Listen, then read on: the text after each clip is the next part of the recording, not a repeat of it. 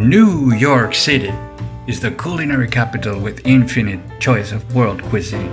Restaurants growing vegetables on roof gardens or upstate farms, sourcing meats and seafood from nearby sustainable outfits, and embracing artisanal everything, from coffee roasting and whiskey distilling to chocolate and cheese making. A boom in specialty coffee roasters has transformed New York's once dismal caffeine culture. More locals are gluing in on single origin beans and different brewing techniques, with numerous roasters now offering cupping classes for curious drinkers. Many are transplants from A-list coffee cities, among them Portland's Stumptown and the Bay Area's Blue Bottle. The Australian influence is especially notable, with Antipodean mavericks including Little Cullions and Bluestone Lane. Okay, that wasn't coming from me. I quoted partly my ultimate travel companion, The Lonely Planet. Thanks, Lonely Planet. Although I had to Google what maverick and Antipodean means.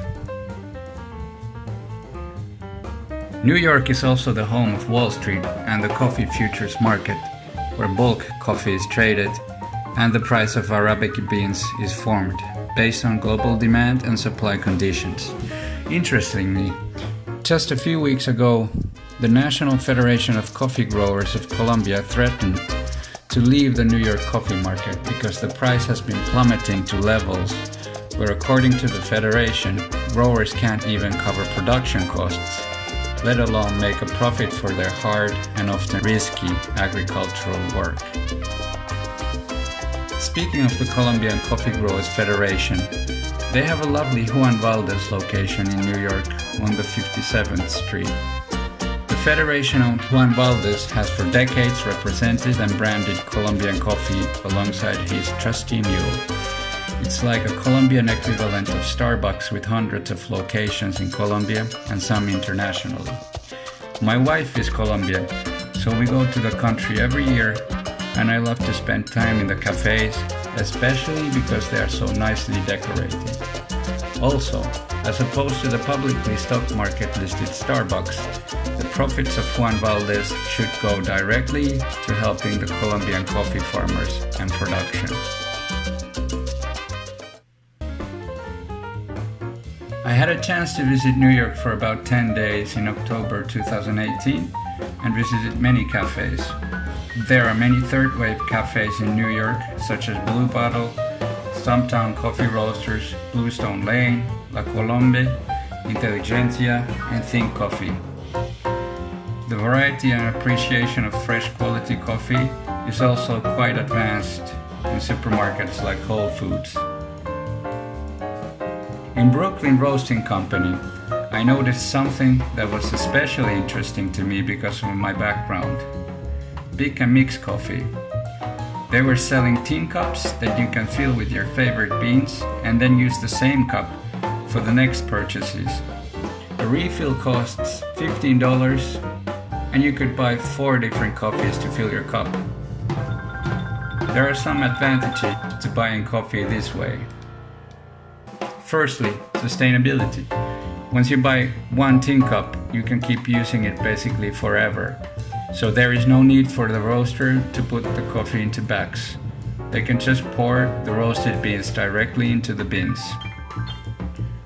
Another point is that you can create your own special mix that is exactly how you like it. Let's say you like a crispy, floury Ethiopian, but want to balance it a little bit with a traditional tasting Colombian coffee.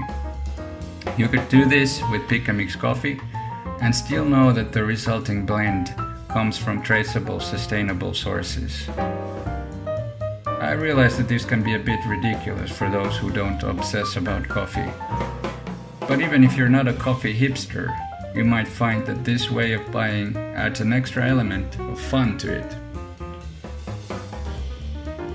The pick and mix phenomenon has grown from candies to many other products, such as natural snacks and salads, and it will be interesting to see whether this phenomenon will take off on a larger scale with coffee.